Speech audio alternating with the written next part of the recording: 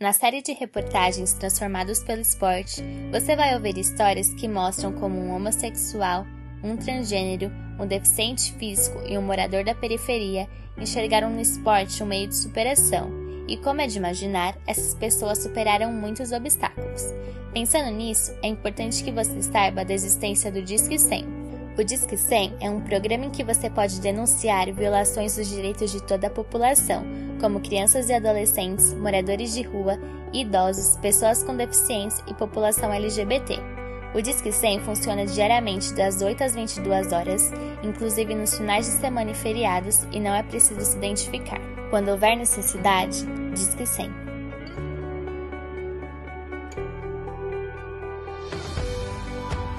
Para conseguir lidar com as frustrações e seguir em frente, muitas pessoas tentam encontrar uma válvula de escape, e o esporte é uma alternativa.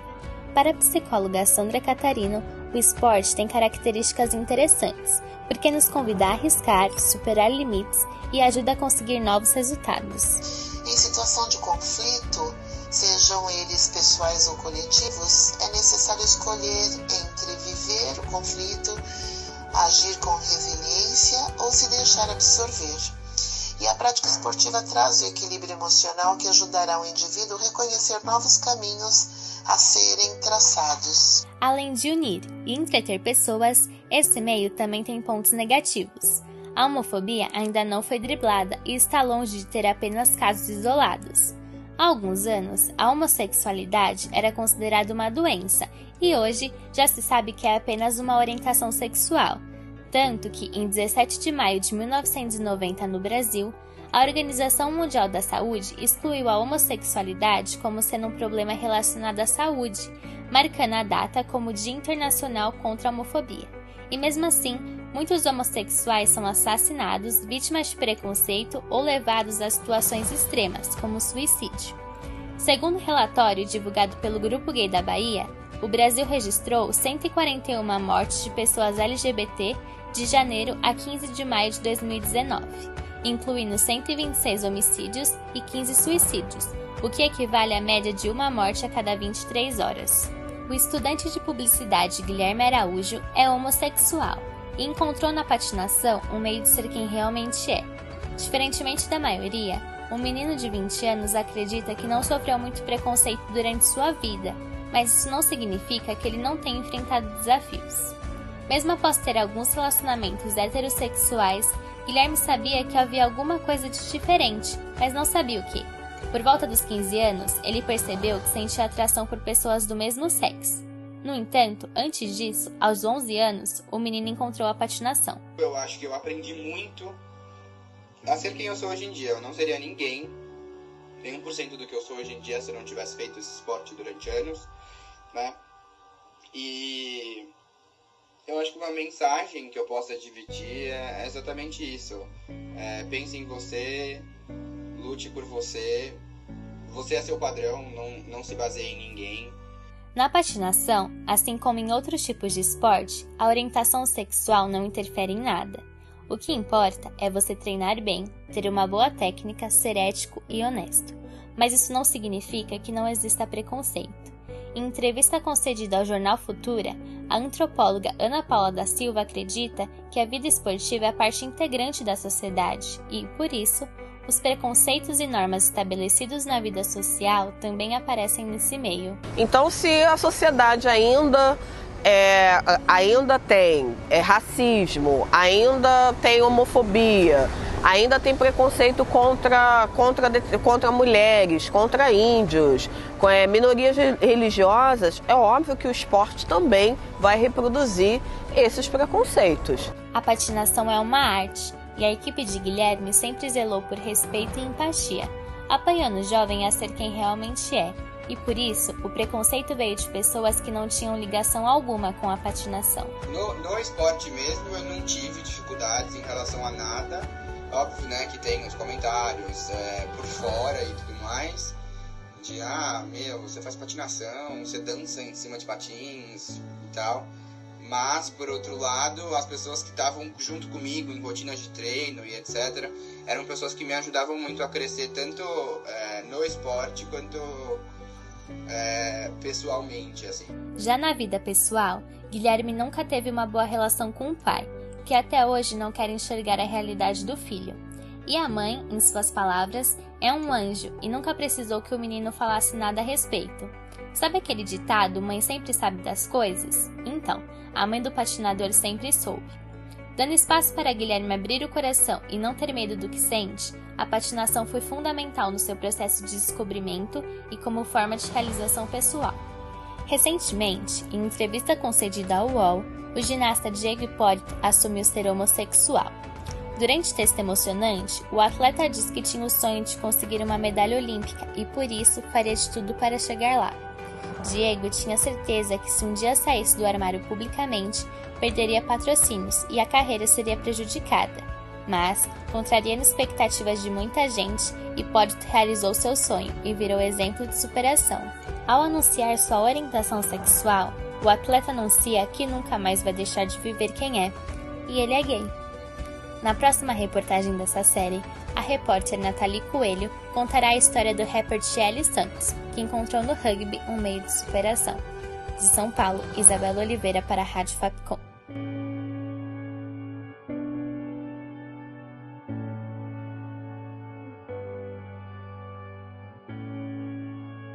Os transgêneros no meio esportivo sempre foi algo polêmico, mas com o avanço de regras e regulamentos internacionais, certos atletas ganharam visibilidade e reconhecimento, como o caso da golfista dinamarquesa Miane Bagre, que está no Tour Profissional Europeu Feminino, a lutadora de MMA Fallon Fox, que enfrentou o preconceito de outras lutadoras e até comentaristas do UFC, e também feitos históricos, como o de Chris Mosier, do duatlon, primeiro transgênero a ser convocado para uma seleção norte-americana e que chegou a estrelar uma campanha da Nike.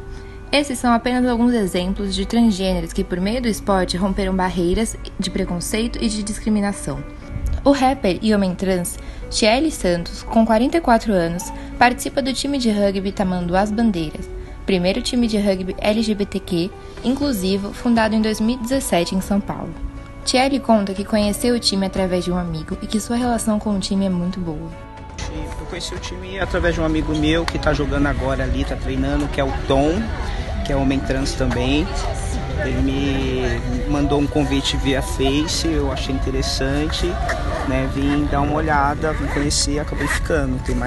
Já tem mais de um ano já. Todos me tratam bem, né? O pessoal, boa parte está aprendendo, né? Como que é essa coisa do tratamento com as pessoas trans. Então é um aprendizado, assim, é uma troca. As diferenças entre jogadores têm sido algo normal e até competitivo quando se trata de homens e mulheres cis. Mas quando se trata de pessoas trans, não binárias e intersexo, a realidade que encontramos é bem outra, a de suposta desvantagem e roubo. Mas afinal, o que é mesmo cis, trans, não binárias e intersexo? Bom, trans ou transgêneros são aqueles que não se identificam com o gênero ao qual eles nasceram. Cis são todos os outros que se identificam com seu gênero de nascença. Não binárias são aquelas que não se identificam nem com o gênero feminino, nem com o masculino, podendo oscilar entre elas. E o intersexo é o termo usado para pessoas que nasceram com uma anatomia reprodutiva ou sexual que não se encaixe na definição típica de sexo feminino ou masculino.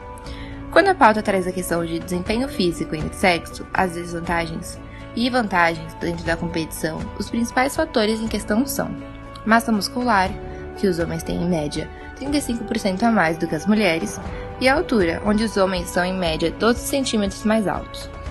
Porém, as competições vão muito além disso. Esportes exigem pernas, braços, pés, barriga, pulmão, coração, constatando um corpo e não uma identidade de gênero ou sexo. Além da profissionalidade, que inclui práticas e conhecimentos em técnicas, estratégias, habilidades, treinamento, inteligência, força e garra. Alguns esportes vão recomendar mais força, outros mais técnicas e alguns velocidade. O coordenador do Laboratório de Gênero, Esporte, Sexualidade e Corporeidade da Universidade de Santa Catarina, Fernando Luiz Cardoso, explica o porquê dessa separação. Temos uma sociedade dimórfica, dividida entre homens e mulheres. E numa sociedade que tem estereótipos de gênero para homens e mulheres, o esporte é fruto disso. O esporte nasce o quê? Inicialmente como um ambiente masculino. O esporte está pautado nesse marco biológico e diferencial, quer dizer, homens têm mais testosterona, têm mais músculos, têm mais resistência, têm mais potência. Em outubro de 2003, um grupo médico do COI, Comitê Olímpico Internacional, discutiu sobre o caso dos atletas que fizeram a readequação sexual, decidindo que aqueles que tivessem a mudança de sexo completa antes da puberdade poderiam jogar de acordo com o sexo que eles identificam. Já as pessoas que fizeram mudança de sexo depois da puberdade só serão elegíveis para participação em competições femininas e masculinas nas seguintes condições: mudança anatômica cirúrgica completa, incluindo genital interna e externa, reconhecimento legal das autoridades do país e terapia hormonal apropriada e por tempo suficiente para que as vantagens relacionadas a gênero sejam minimizadas. E na opinião do grupo, isso não poderia ser feito antes de 2 anos depois da mudança de sexo. Mesmo com variação natural de testosterona, tanto em homens quanto em mulheres, são aceitas para competições em equipes femininas apenas mulheres trans que tenham o nível de testosterona igual ou abaixo do nível das mulheres cis. Nesses casos, a terapia hormonal não é considerada doping. Lembrando que o doping, segundo o COI, é a substância que pode melhorar sua performance, causar dano ou violar o espírito esportivo. A competição de atletas transgêneros nas Olimpíadas foi permitida em 2004, logo após as regras do COI serem implantadas, ocorrendo de fato a competição de um trans apenas nas Olimpíadas de 2008. Em 2015, a médica física, atleta de longas distâncias e transgênera Joanna Harper publicou uma pesquisa mais detalhada sobre o impacto da transição hormonal no desempenho esportivo. E ainda em 2015, o COI reuniu Joanna e mais 19 especialistas para discutirem mais uma vez a questão. No início de 2016, foi publicado um novo consenso com as regras atuais para atletas trans em competições oficiais. Ele elimina a obrigatoriedade da cirurgia de mudança de sexo. A decisão do COI gerou e ainda gera muita polêmica, porém é também uma decisão que abre espaço a uma parcela da sociedade que sempre foi excluída de quase tudo, comenta a atleta de vôlei Isabela Neves. É muito difícil você ver uma transexual, independente do que uma transexual atuando no mercado de trabalho, tendo grande sucesso, ou sendo uma pessoa muito bem reconhecida no esporte. Então, nossa, nós estamos sendo pioneiras. Tem a Tiffany, tem uma outra americana que faz triatlon, se eu não me engano, que, assim, estamos abrindo caminhos para as outras meninas. O esporte une e transforma vidas, não apenas de pessoas trans ou homossexuais, mas de todos aqueles que vão ao seu encontro. Na próxima reportagem dessa série, a repórter Maria Vitória Freitas contará a história da cadeirante Cíntia, que encontrou no esporte um meio de superação. De São Paulo, Nathalie Coelho para a Rádio Fapcom.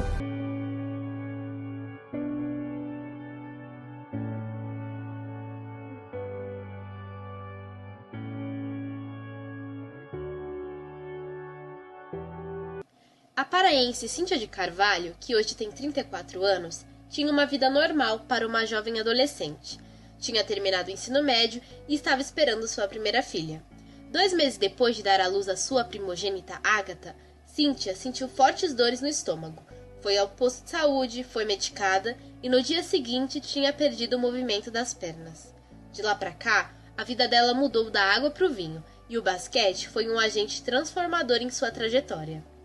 4 anos depois de se lesionar, aos 21 anos, Cíntia entrou para o time de basquete da sua cidade, em Belém do Pará, e encontrou um caminho para se reabilitar, em sua forma física e cidadã, já que o esporte oferece ao indivíduo um caminho para se encontrar novamente no mundo, como explica a terapeuta ocupacional Miriam Peixoto.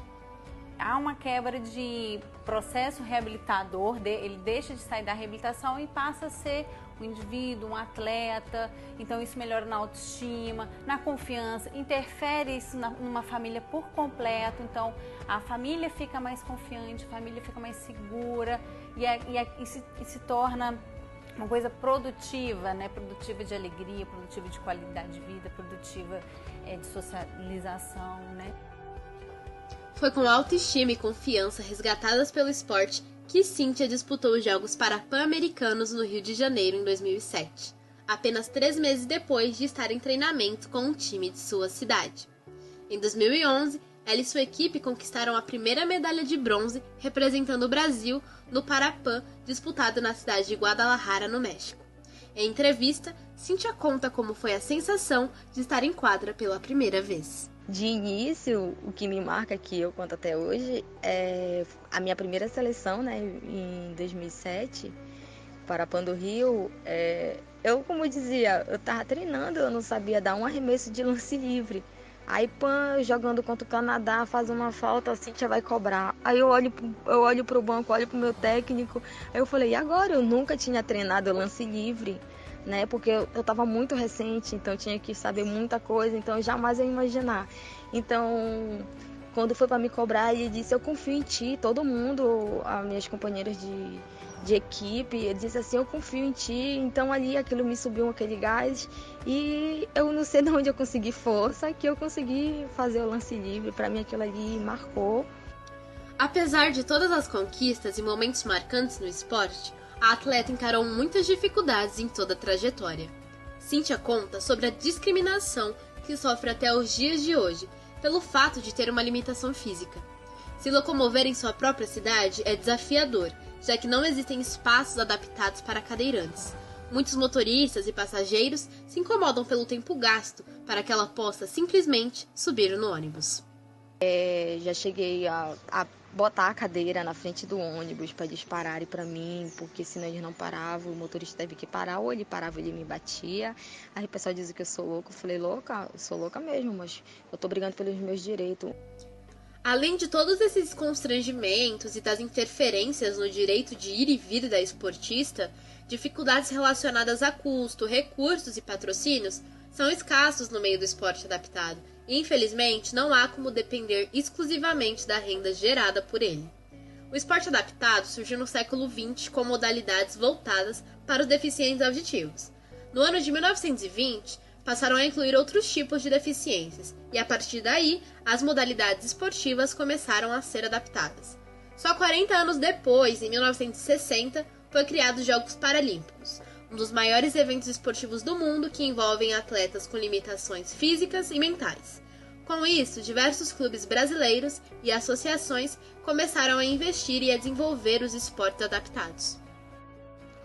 Uma dessas associações criadas foi a ADD, Associação Desportiva para o Deficiente, fundada em 1996 pelo professor de Educação Física Steven Dubner e pela administradora Eliane Miada. Após ser questionado por um garoto cadeirante se podia jogar basquete, o professor Steven começou a pesquisar mais sobre o esporte adaptado. Buscou parcerias com organizações, mas só encontrou portas fechadas. Foi aí que ele conheceu a Eliane e juntos criaram a ADD, que hoje completa 23 anos.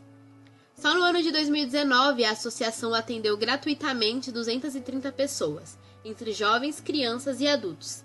Eles desenvolvem 2 grandes projetos. Um deles é a Iniciação Esportiva, que inclui crianças e adolescentes no esporte. É um trabalho com diversas modalidades esportivas e inclui apoio nutricional, psicológico e acompanhamento escolar.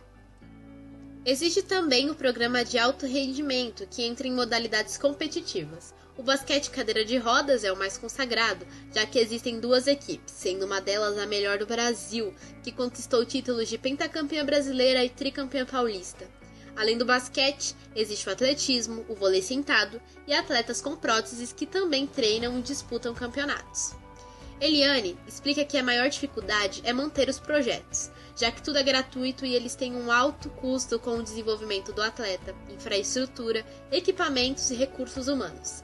A ADD hoje se mantém através de patrocínios, doações e da lei do incentivo ao esporte, que é quando pessoas físicas ou jurídicas dão parte do seu imposto de renda para projetos sociais. Mas, apesar de todos os empecilhos, a administradora conta que o retorno é incalculável. A gente depende de dedicação 100%, mas o retorno que a gente tem através da superação e dos resultados que cada um tem individualmente, isso pra gente é muito gratificante. Então, acho que nós faríamos tudo de novo, desde o começo. Pela esperança da mudança e de acreditar em uma sociedade mais inclusiva, é que muitos talentos saíram da zona invisível do preconceito e conquistaram o mundo através do esporte. Como é o caso da Cíntia, que mesmo com suas limitações, ultrapassou a linha da piedade que a sociedade criou, fazendo com que aqueles que têm deficiência se sintam incapazes. Hoje, Cíntia se aposentou das quadras para focar em seus estudos e em sua carreira profissional, mas sem nunca esquecer a maior lição que o esporte a ensinou, que ela é capaz.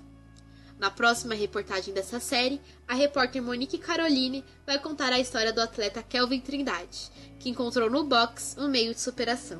De São Paulo, Maria Vitória Freitas para a Rádio Fapcom.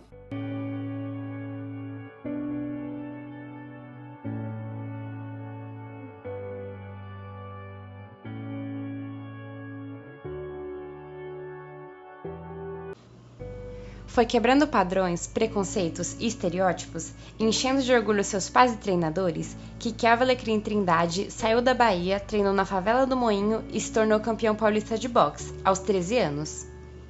Recém-chegado de Presidente Prudente, cidade da Bahia, junto com a mãe, o padrasto e a irmã mais nova, Kelvin já havia tido seu primeiro contato com o esporte, por meio da capoeira, que é uma das paixões da mãe. Mesmo praticando bastante na Bahia, ele se encontrou foi no boxe e começou a treinar na comunidade do Moinho, localizada no centro de São Paulo, por uma iniciativa realizada pelo projeto Boxe Autônomo. Apesar da timidez, Kelvin relembra com carinho o dia que foi campeão, lutando na categoria infantil dos 42 quilos e vencendo outro menino que já treinava há 6 anos. Antes da luta, eu estava muito ansioso, eu não conseguia ficar quieto. Aí na hora que eu entrei, eu me senti aliviado na hora que eu ganhei, na hora que o homem falou meu nome. Quando chegou na comunidade do Moinho, Kedma Matos, de 27 anos, a mãe de Kelvin, não imaginava que o esporte traria tantas mudanças positivas para sua família, como a melhora na relação do filho com a irmã. Eles brigavam muito e hoje ela até o acompanha de bicicleta em todos os treinos. Kedma também relembra que no começo teve receio de aprovar o filho nos treinos, por medo dele se machucar, mas viu uma vantagem em evitar que ele ficasse muito nas ruas. Logo depois se deu conta que o boxe era uma paixão na vida dele e não teve como deixar de aprovar. Eu no início não aprovei, porque eu sou mais apaixonada por capoeira, né? Ele fazia capoeira na Bahia. Aí eu pensava assim, nossa, o boxe é muito violento, eu não quero meu filho, ele vai apanhar, ele vai chegar com a cara machucada, eu não quero o Kelvin nisso. Mas só em tirar ele da rua, que ele ficava muito na rua, eu digo, tá ótimo. Ele teve muito esforço, saía, mãe, vou pro boxe. Aí depois, foi passando o tempo, eu vi que ele se apaixonou, aí eu aprovei. A superação diária de Kelvin rumo a seu sonho de se tornar um boxeador só foi possível por conta do caráter inclusivo que o projeto social Boxe Autônomo desenvolveu na comunidade que ele mora. Tudo começou em 2017, quando uma ação policial resultou no assassinato do morador Leandro de Souza Santos, de 18 anos. Com as ameaças e o clima tenso no ambiente, o Boxe Autônomo se instaurou no local, enfatizando a ideia e o desejo principal dos moradores, de mostrar que na favela não existe apenas criminalidade. E foi nesse ano que eles conheceram Kelvin.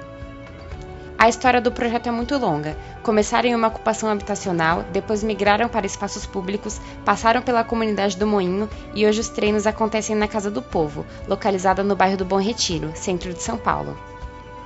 Rafael Piva, de 32 anos, um dos idealizadores do projeto, conta como essa trajetória foi importante para ajudar a levantar uma bandeira do esporte fora da lógica de mercado, e sim como um direito, popular e acessível a todos. Pensando sempre nisso, de estar em diálogo com levantar essa ideia do esporte popular ali, de oferecer uma prática esportiva, no nosso caso o boxe, que seja acessível às pessoas, né? Pensar o esporte e o lazer como um direito social, né? Que complementa e se liga a tantos outros direitos, como o direito à moradia, direito à cidade e vários outros. Amigo de Kelvin e também participante do projeto, Paulo Henrique, de 23 anos, diz que a maioria dos moradores acharam interessante a iniciativa dentro da comunidade, pois ao invés de ver a criança ou adolescente fazendo alguma coisa errada, ela estava aprendendo algo para o futuro. Ele, que já competiu praticando Muay Thai e MMA, também comenta sobre a reação de sua família quando ele começou a treinar. Assim como aconteceu com Kelvin, a preocupação veio primeiro e o apoio logo em seguida. A minha família mesmo não me apoiava. Depois que eles viram que eu estava correndo atrás, que eu cheguei a competir e eles viram meu sorriso, eles me apoiaram mais. Aí concordaram e eles também elogiaram o projeto social e falou que devia ter mais aqui, principalmente dentro da comunidade. Durante os 3 capítulos de nossa série de reportagens, vocês conheceram histórias de superação e luta proporcionadas por meio do esporte, que é um agente transformador para quem está em contato com ele. Mas o que fazer quando esse direito, infelizmente, não é acessível a todos? Para quem vem da periferia, quebrar os padrões e se reinventar por meio da arte, do esporte ou qualquer tipo de manifestação cultural já é uma forma de resistência. E são histórias como a de Kelvin, Paulo e tantos outros que comprovam a importância da luta pelo direito ao lazer e vários outros direitos ligados ao esporte, como enfatizou Piva. No caso do boxe, apesar de ser uma prática individual, o aprendizado dele acontece de maneira coletiva. Histórias como a de Kelvin têm muitas semelhanças com a de outros atletas, revelados por meio de projetos e pessoas que foram importantes nesse processo de incentivo. Muitos desses atletas hoje se tornaram consagrados e chegaram à seleção brasileira, como Juscelin Romeu, que irá disputar os Jogos Pan-Americanos neste ano. Outros ainda esperam uma oportunidade de brilhar. Se você quiser ouvir novamente os episódios anteriores da série Transformados pelo Esporte, é só entrar no site www.fapcom.edu.br/rádio ou nos procurar no YouTube. De São Paulo, Monique Caroline para a Rádio Fapcom.